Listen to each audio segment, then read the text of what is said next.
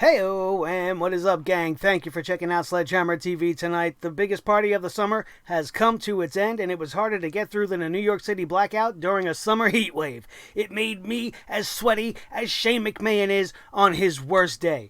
This beast has been slayed once again as Suplex City was born at SummerSlam, but tonight they burned it down, and we are here to talk about it right here and right now. You are watching Everything Wrong with SummerSlam 2019 right here on the Sledgehammer Wrestling Show.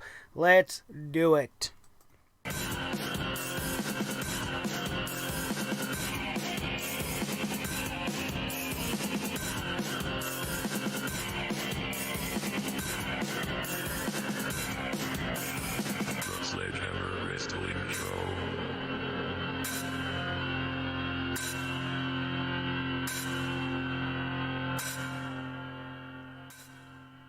Oh, that was one of the best Universal title matches I've ever seen. I didn't expect Brock Lesnar to put on a match like that. Aren't you surprised at how good that Universal Championship match was? No, I'm not surprised. I wasn't surprised the first time I seen it back at the Survivor Series when Brock Lesnar had the exact same match with Daniel Bryan. You can't pull the wool over this guy's eyes. That's the best kind of match to see Brock Lesnar in, is the same exact match have we seen then, only this time we had Seth Rollins across the ring from the Beast Brock Lesnar as he defended his Universal Championship and lost to Seth Rollins tonight. And my God, everybody's freaking out like it's the, whoa, I didn't expect this, blah. So what, man? So what? Seth Rollins is the champion. What good is it gonna do anybody right now?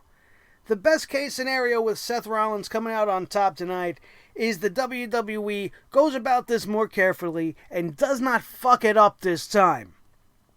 Don't have him anywhere near Becky Lynch. Get rid of all this the man's man garbage. Get rid of all of that shit that you did to him over the last 2 months that made everybody kind of turn against the guy 100%.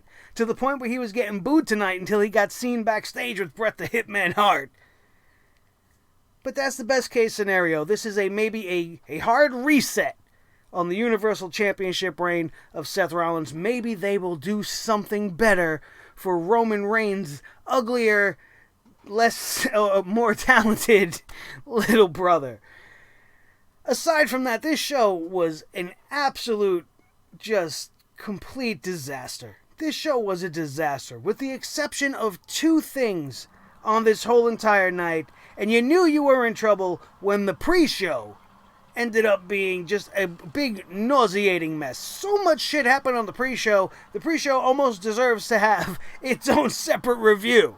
But we're not going to do that because nothing that happened on the pre-show meant jack shit. It didn't mean a goddamn thing. And we're going to talk about some of the things wrong with tonight's episode, starting off with a segment on the pre-show being the return to SummerSlam by the Rated R superstar Edge. You guys had this idea. Let's bring Edge back to Toronto. Let's bring Edge to his hometown. Let's bring Edge in for a big pop, for a big, huge SummerSlam moment. And then you decide to put it on the pre-show? You give him a little segment with Elias during the pre-show just so that he could come out, beat the snot out of Elias, pop the crowd during the kickoff show? If I was Edge, I would have been like, no thanks, I'm not a kickoff guy. I'm a multiple-time World Heavyweight Champion. I'm a future WWE Hall of Famer. You want me to come out and do a job spot and take out Elias on a kickoff show? No thanks, eh? I'm going to stay home and eat my French fried dish. What's that French fried dish you Canadians friggin' eat that you eat for breakfast with the cheese and the whatever? I know what it's called, but I'm poutine. Poutine. But right now we are going to be poutine SmackDown on blast. Because listen, if you wanted to bring Edge into SummerSlam, you got to bring him in to SummerSlam, not to the kickoff show. Especially if you were going to have Elias booked on this show anyway. There's a perfect way to do it. You're having Elias having some sort of involvement with Kevin Owens and Shane McMahon, of course, as we all expected to be the case.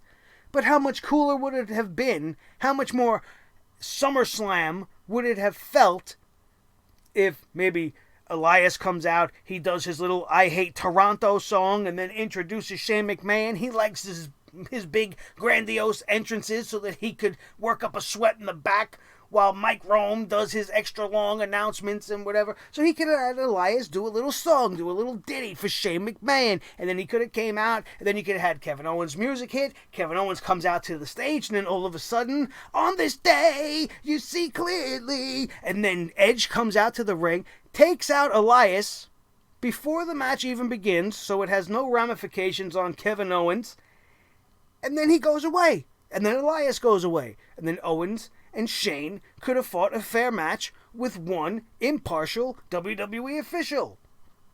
That would have been cooler than having him just show up randomly to shut up Elias during the kickoff show. To me, disrespectful to a guy like Edge. And I'm sure there's a million and one other better ways you could have come up with to use Edge than that. But you want to talk about doing some stupid things. Nobody did anything stupider than Dolph Ziggler tonight. First of all, this matchup with Goldberg came at us out of left field. We heard rumblings of it, and then all of a sudden it was made official. With days to go before SummerSlam, nobody really has any reason to give a shit about it. Nobody has any reason to believe that Dolph Ziggler is going to beat Bill Goldberg. If you really believe that was going to happen at this SummerSlam event, then I'm sorry to tell you that you need to get your mental capacities checked, because there is something wrong with you.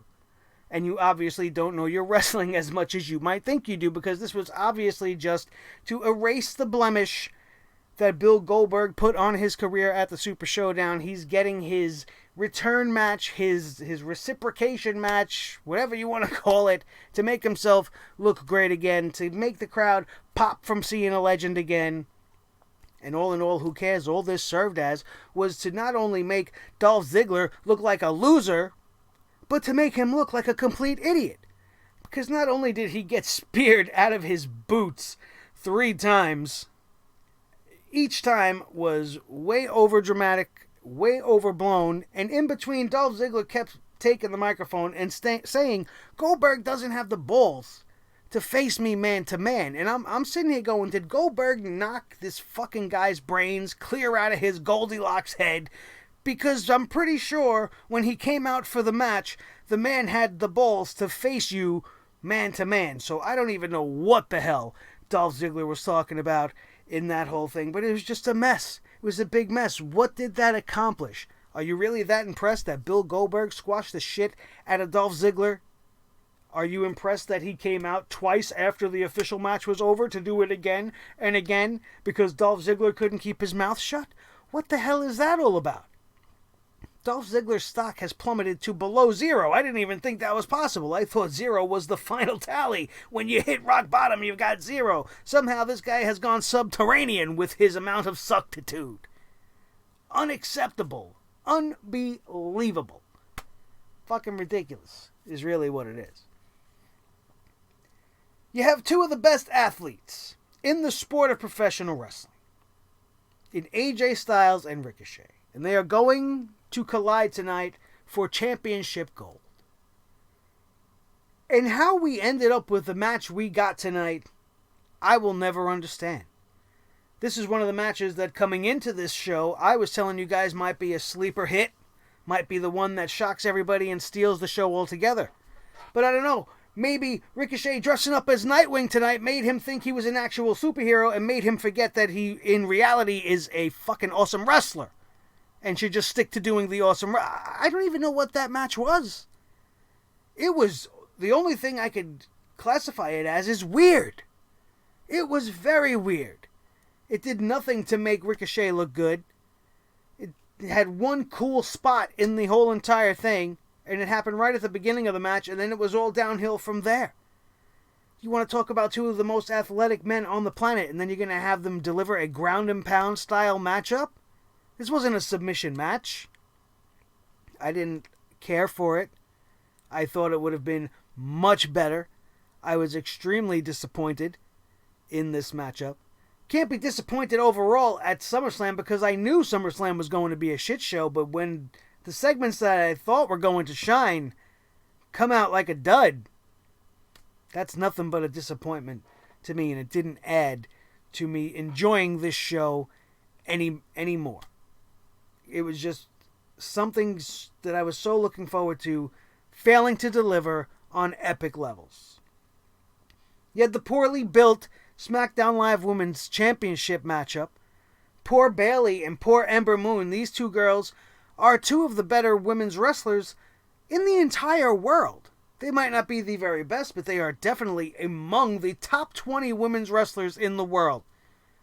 And they go out at SummerSlam and have just as much of a snoozer as AJ Styles and Ricochet, maybe even worse.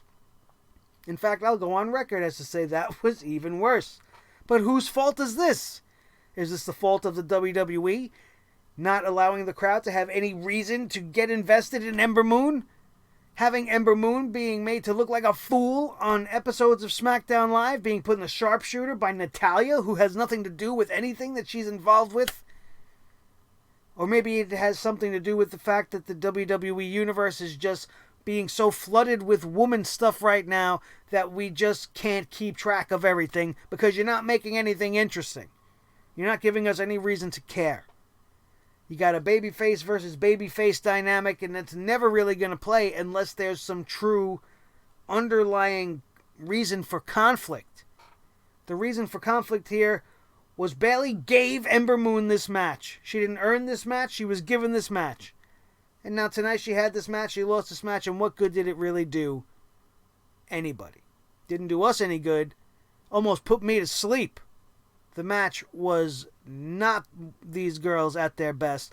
Maybe you could blame the Toronto crowd for not really giving a shit about it. Maybe the crowd's lack of interaction took away from what the girls were trying to do in there, because coming off my couch and watching on the TV, I was just not as interested as everybody else in the arena. And again, this is one of the matches that I thought could deliver, but it definitely did not. This match was so bad that the crowd was so silent, even the crickets wouldn't bother chirping. It's like, you know what, we're good. We're not even going to rub our legs together because this isn't even worth making no kind of noise whatsoever. Little bits, little pockets here and there started to chant this and that, but nobody really gave a shit one way or the other. The Kevin Owens versus Shane McMahon situation was too long. It was very predictable. Without both men's career being on the line, there was really no reason to get invested because you knew Kevin Owens was going to come out on top. One of my better favorite moments of the night what actually turned out to be Trish Stratus versus Charlotte Flair. I thought it was an excellent match. It started off pretty slow. I mean, it wasn't an epic encounter, and it didn't change history. Didn't make Charlotte Flair look even better than she already usually does on a normal basis.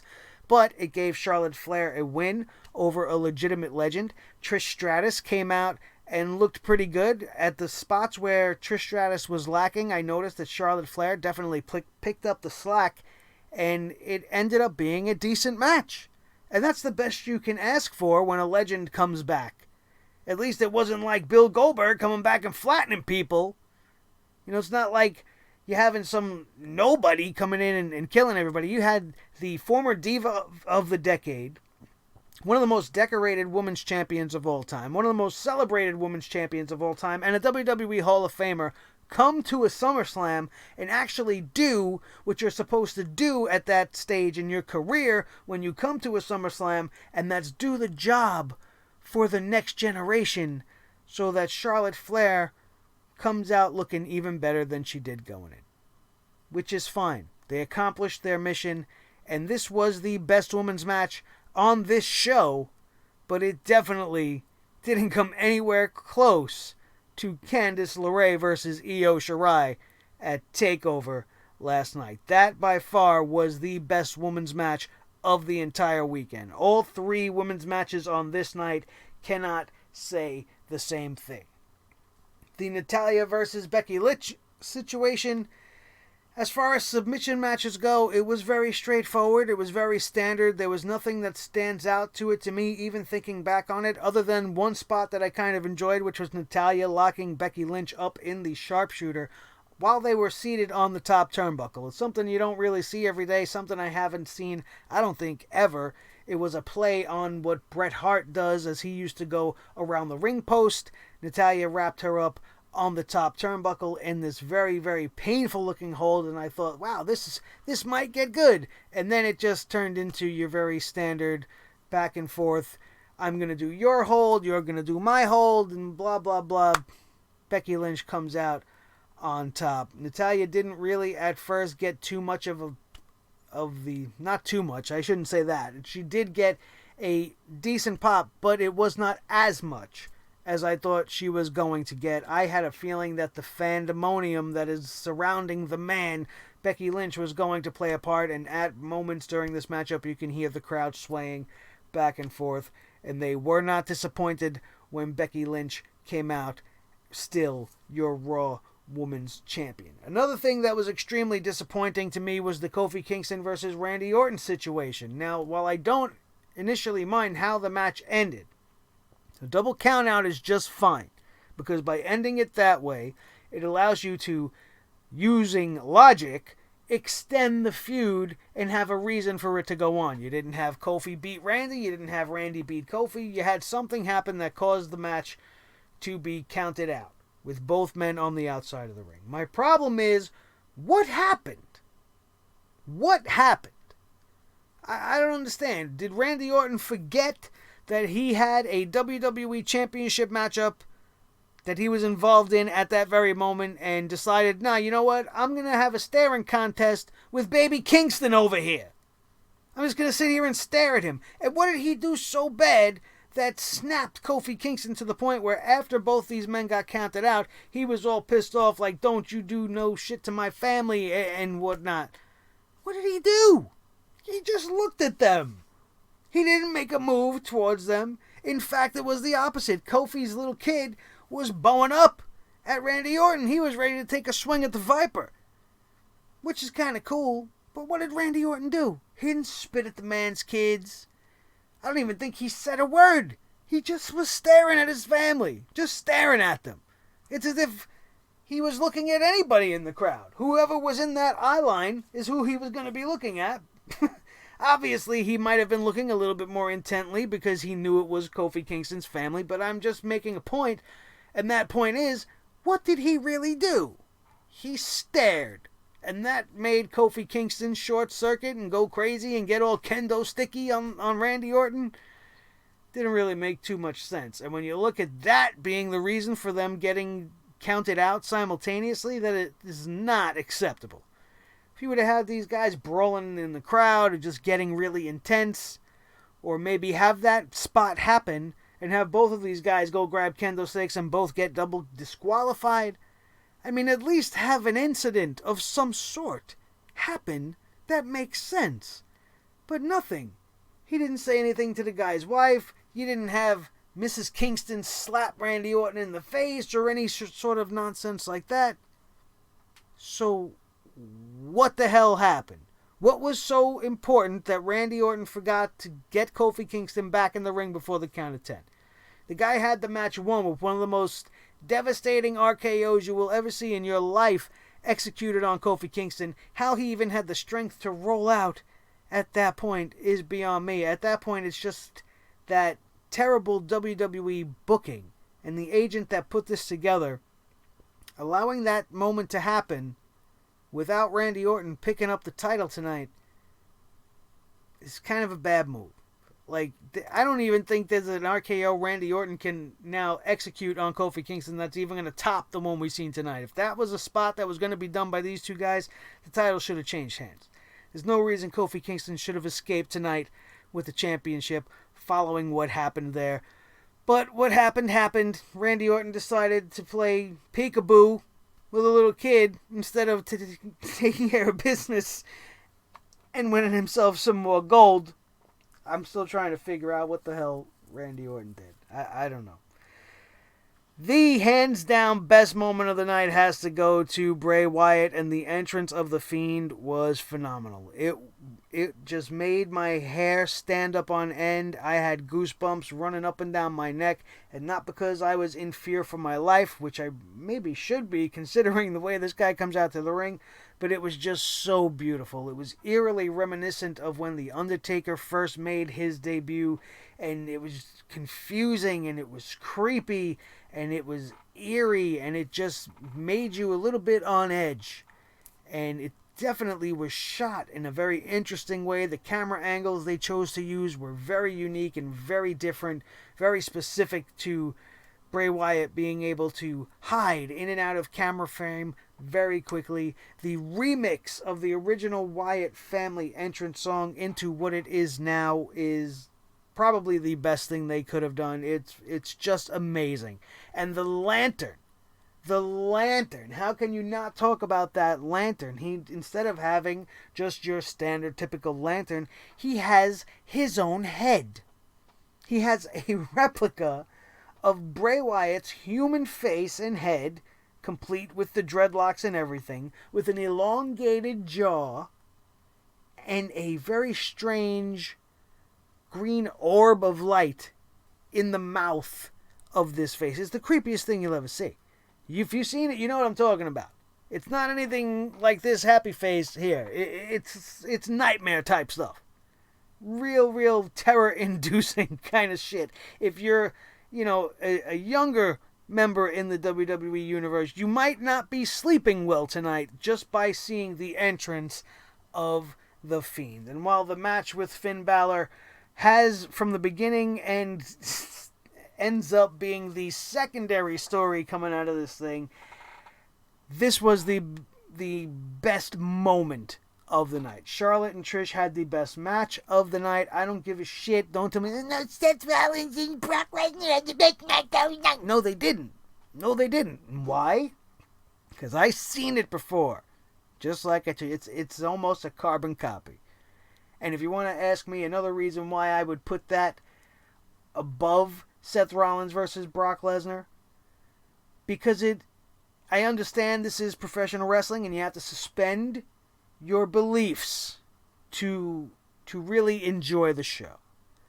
But at some point you have to think about things, and when you do think about the amount of damage that Seth Rollins has incurred over the last couple of weeks, and you think about how this match started off, and how many suplexes he was hit with, and the time that he speared his back into the ring post, and sending him into announce tables, and all of the damage that he accrued in this one night, there is no way in hell he definitely should have won that match. And the only reason everybody's all high up on their horse about it, oh, this is such a good match, is because it was all big moves. There was no real wrestling. It was all German suplexes, F5s, curb stomps, and super kicks. You might as well take this match and insert it on an AEW card, because that's why everybody thinks AEW is all awesome, because all these guys go out there and do high spot after high spot after high spot, and everybody's just like, oh, it was the greatest match ever, and there's not really that much chemistry in it. Brock Lesnar played the part of the beast, going down to Goliath. David fell. Goliath fell to David. I got it right. There you go. My brain is so wrestled out right now, you guys.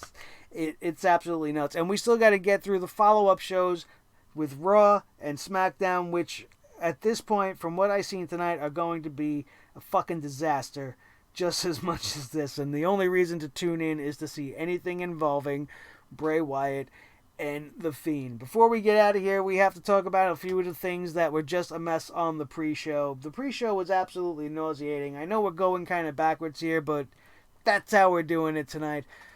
The important things to note during the Cruiserweight title match was that it was interrupted by a commercial. And the fact that the Cruiserweight Championship, even though it was the only match advertised for the pre-show, still couldn't get the main event spot. That shows you how much they don't give a shit about the Cruiserweight Championship. Not only that, it was the only match that happened during the pre-show that had to have an intercut commercial segment. When I'm on the WWE Network, the one thing I shouldn't be getting is commercials during a pay-per-view, even a kickoff, especially while there is an ongoing match. Unforgivable. The impromptu Apollo Crews versus Buddy Murphy match.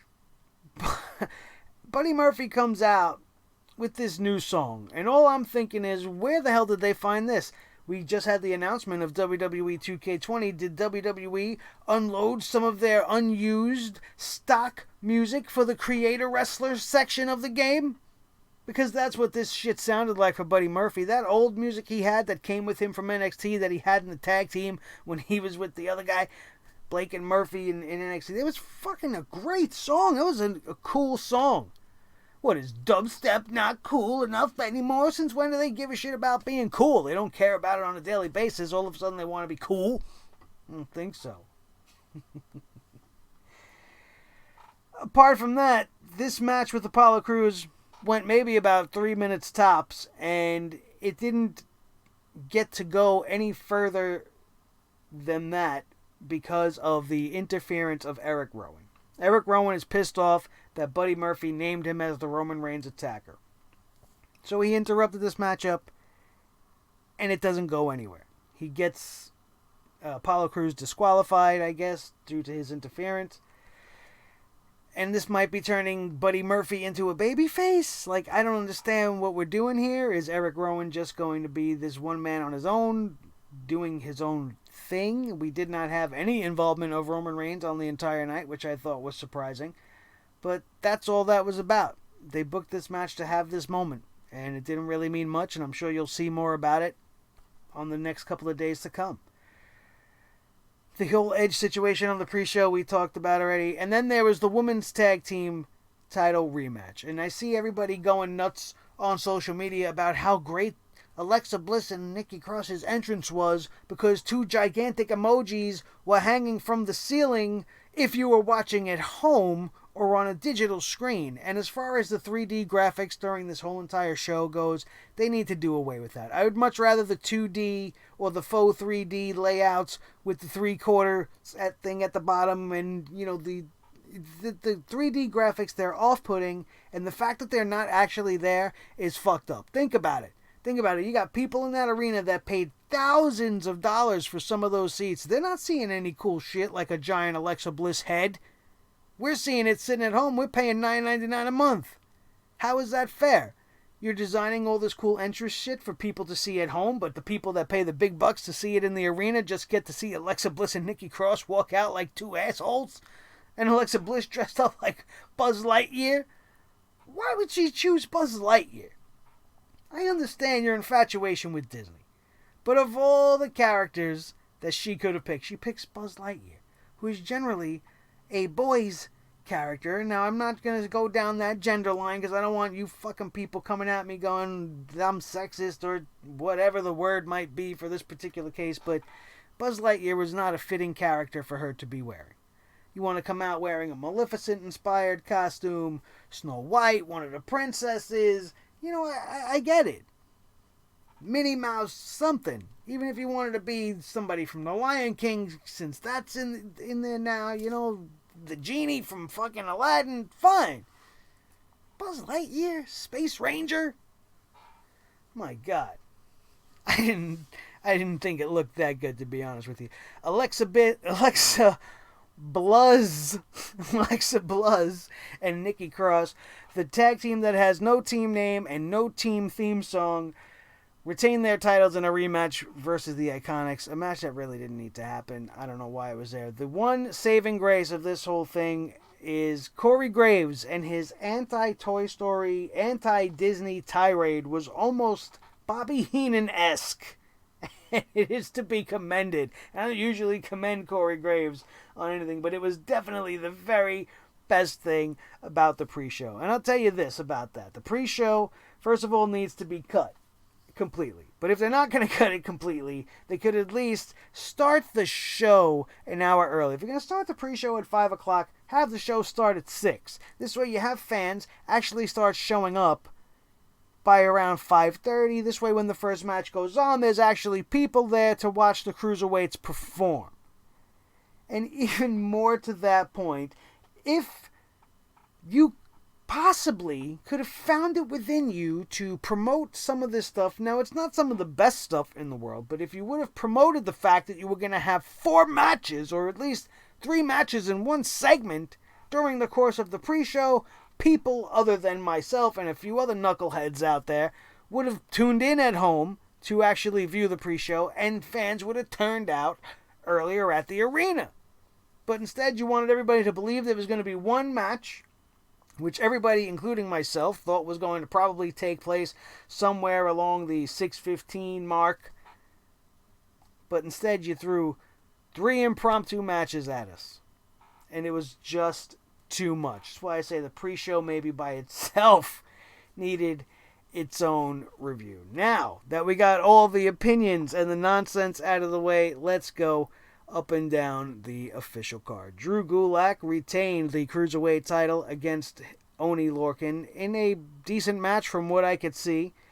We had some 24/7 I'm a clown avocado toast championship nonsense on the night, and it really isn't even worth talking about. I'm sure you'll see plenty of clips of it on YouTube, and they'll probably show it tomorrow on Raw because that's their most favorite and prized possession, so don't worry yourself too much about what you might have missed, because all in all, what you missed with that championship was nothing.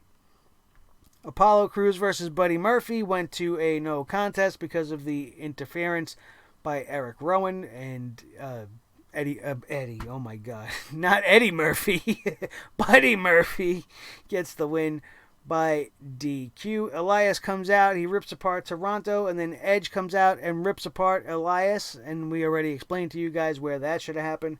Nikki Cross and Alexa Bliss retain their championships in a rematch against Billie Kay and Peyton Royce for the tag team titles. The main show begins with Becky Lynch versus Natalya for the women's title in a submission match. As we said, it wasn't very epic. It wasn't much to really talk about. The sharpshooter on the top rope was the best spot of the whole thing, but Becky Lynch gets the disarmer on Natalya, causing her to tap out and gets the win. Trish Stratus pulls off a very scripted, very, very visibly able to see her reading the floor style interview, and that was it. Bill Goldberg versus Dolph Ziggler was the second match on the main card. Maybe this was one of the mistakes. Maybe this moment happening so soon took some of the steam out of the crowd for the matches that were to follow, but I certainly don't think that's too much of the case because there was not much to get excited about here. Bill Goldberg comes out, does what Bill Goldberg does. He took a couple of super kicks in the face from Dolph Ziggler, made it seem like Dolph Ziggler had a chance. He actually had more of a chance than Brock Lesnar in their initial encounter, but in the end, the song remains the same. Goldberg speared and jackhammered Dolph Ziggler for the pin.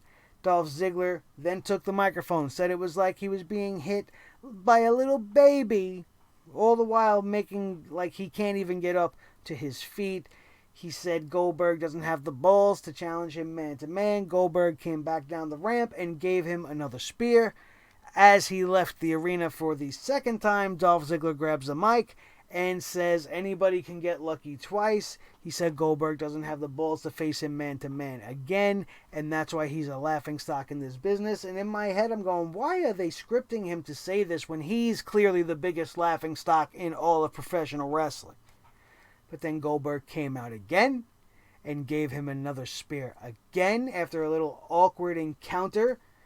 And it looked for a moment as if he was going to let Dolph Ziggler off the hook, but then he hit both sets of ropes, gaining a whole lot of momentum before the third and final spear of the night, sending Dolph Ziggler to catering, I guess. I don't know. The future for Dolph Ziggler definitely does not look bright, and if this is what he signed on for, he really needs to rethink his priorities and his life goals, because it's just been awful. It's been an awful year for Dolph Ziggler. We had a promo from the New Day. They said that Drake was in the house. Drake, a big Canadian celebrity as far as I know. But it was actually Drake Maverick pretending to be Drake. And Maverick told them that this was a waste of his time. He has more important things to do. He wants to consummate his marriage and he wants to find R-Truth. They told him R-Truth would be there. And then we got a very cool promo for the Kofi Kingston Randy Orton match, which was a lot cooler than how the match would end up turning out before the night was over. AJ Styles versus Ricochet for the United States Championship. Once again, the title did not change hands. AJ Styles defends successfully, and this match just was strange, man. The crowd was dead as dead can be. Surprising to me for a Toronto crowd. And maybe it had to do with with Goldberg and Dolph Ziggler. Maybe it had to do with the fact that there's not too much of a connect to the fan base with Ricochet. Maybe AJ Styles isn't that over in Canada. I don't understand. I definitely didn't understand. But this is not what I expected at all from this match. Not even near what these guys could even... These guys forgot more wrestling than they showed us here on this night tonight. It was just crazy. Then after the match, we had the OC doing some more OC stuff. And they gave Ricochet the magic killer Gallows and Anderson did at the conclusion of that match. We had the Street Profits at SummerSlam after a successful title defense at NXT TakeOver, partying with Ric Flair. And out of all of the appearances of the Street Profits, this is the one that I can forgive the most, because when you are the champ, you hang out with somebody like the 16-time World Heavyweight Champion, 23-time if you want to be more accurate, or maybe 27 if I got to check my notes on that one. But it was fine seeing the Street Profits partying with the Nature Boy at SummerSlam. That's something that you would expect to see at SummerSlam. It's a shame that the Street Profits aren't actually part of the main roster yet, though. Right? Like, why are they even there? Are they really just there to party with Ric Flair? I mean, at least explain that a little bit. Come on.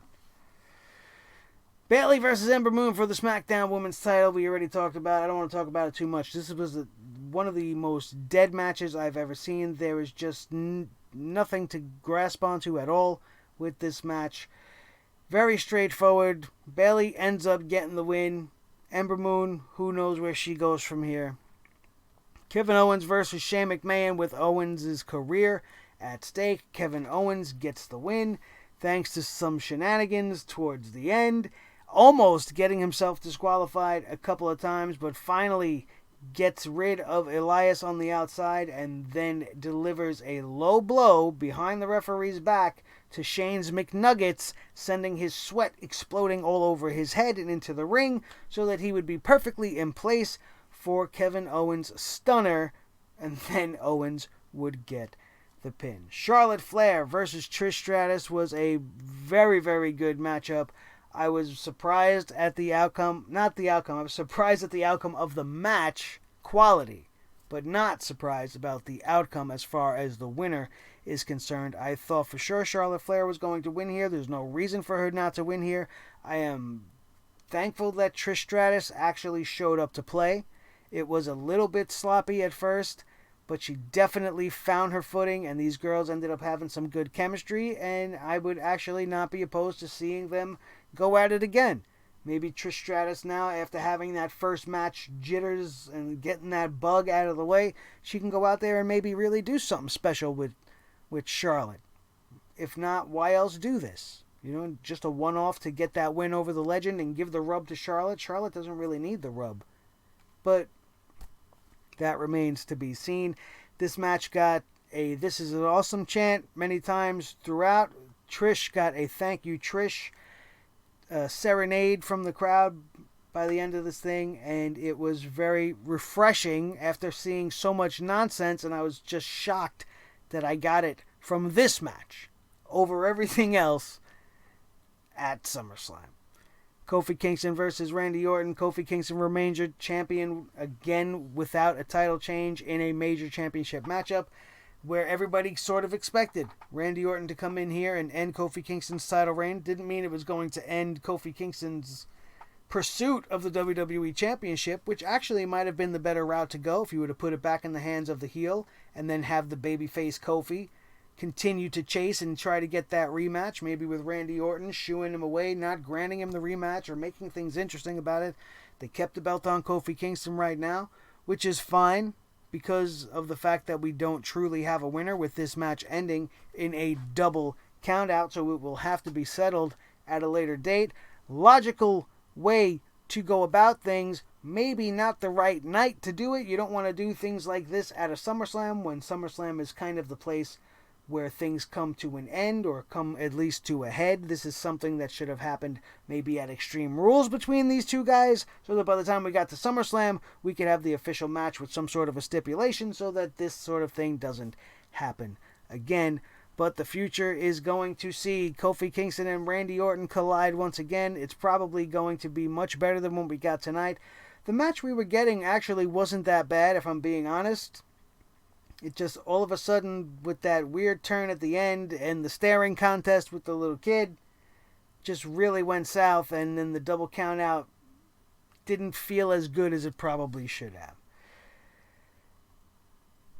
Bray Wyatt versus Finn Balor.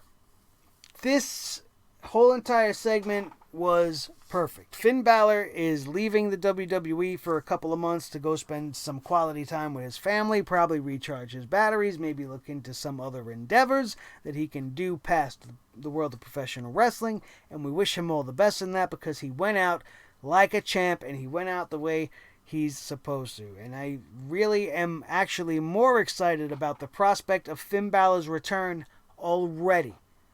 Because by Finn Balor, the extraordinary man, being taken out by the mandible claw at the hands of the Fiend, only sets up for what I called for to happen in my 5 ways to book Bray Wyatt video. And I'm not going to spoil any of that. If you guys haven't seen that, I'll leave the link in the annotation up above. You could check out what I think should happen between these two guys when Finn gets back. But as far as tonight is concerned, Bray Wyatt, like I said, had a new version of his old music.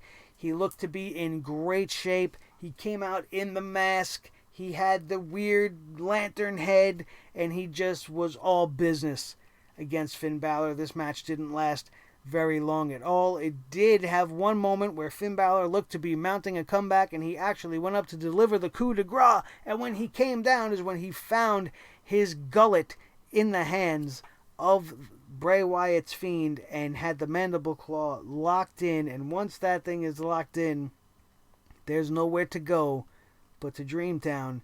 And when the Fiend's around, even that's not a safe place to go to. This was awesome. The whole entire segment was great. The entrance, the music, I'm into it. I love it. I let him in. He's in. Sledgehammer TV is in. The Sledgehammer Wrestling Show has officially let Bray Wyatt in. I love it. I love it, and I can't wait to see where this goes. And finally, the main event of the evening, like I said, Seth Rollins defeats Brock Lesnar to become our Universal Champion. Once again, the best case scenario is that they don't mess this up this time. Book him against some viable opponents. Give him some good matches, some good feuds with some good stories behind it. Keep him away from Roman Reigns. Keep him away from Becky Lynch. And maybe, just maybe, we can get it right this time. And tell him to get rid of that fucking gear he was wearing tonight, because it was ridiculous. That black on black pattern was just not very flattering at all. I didn't like it. But other than that,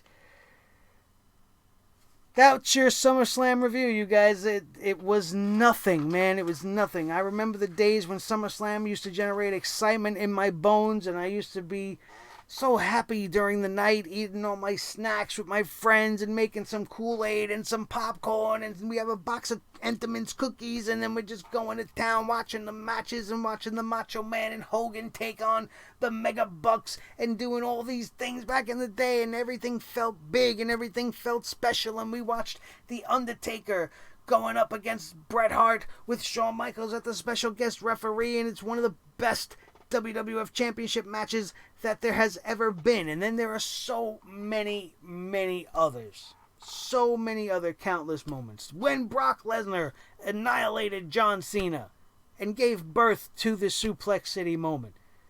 So many, man. So many great moments, and we don't get them anymore. Tonight had one great moment.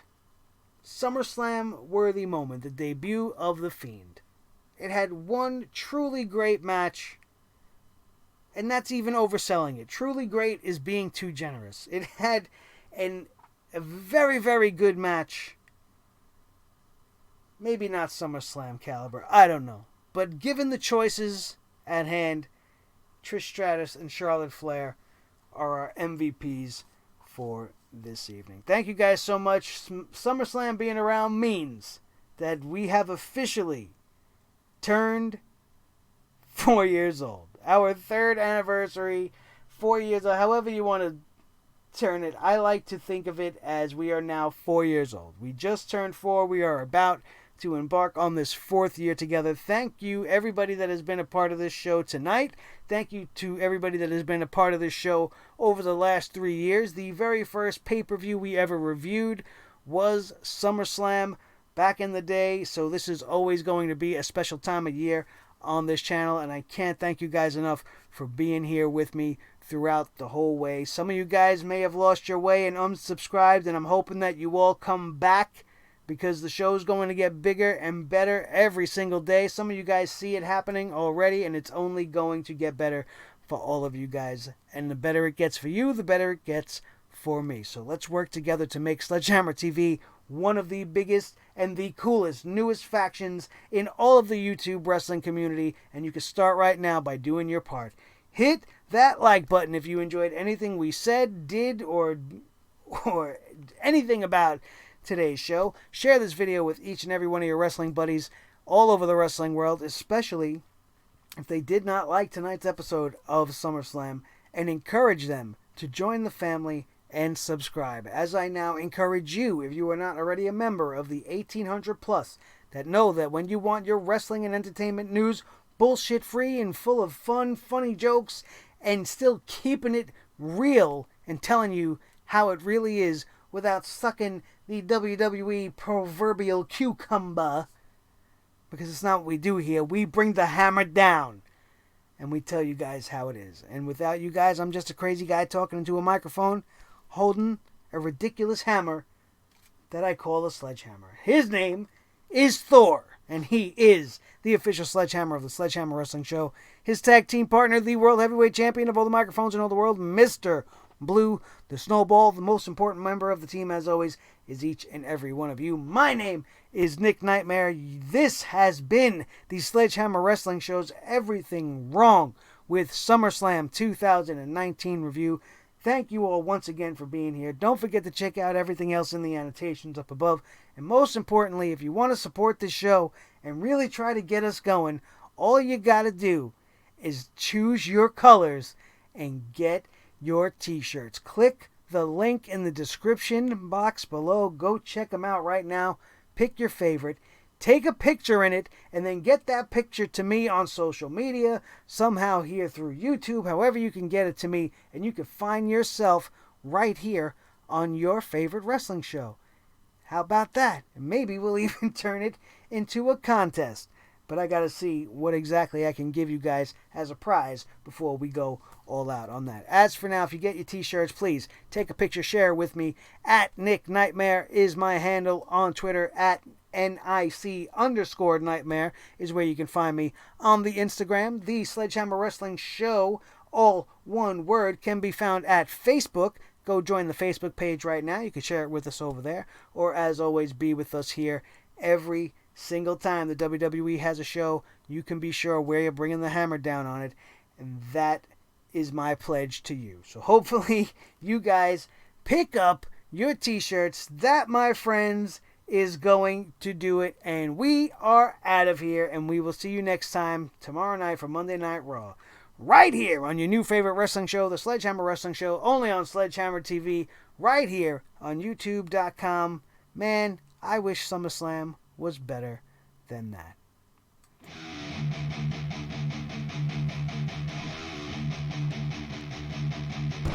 Awesome! T-shirt time! You gotta be wearing the official t-shirt.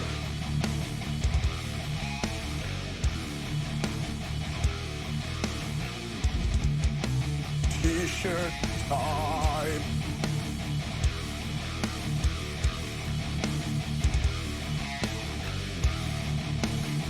Do it. Do it.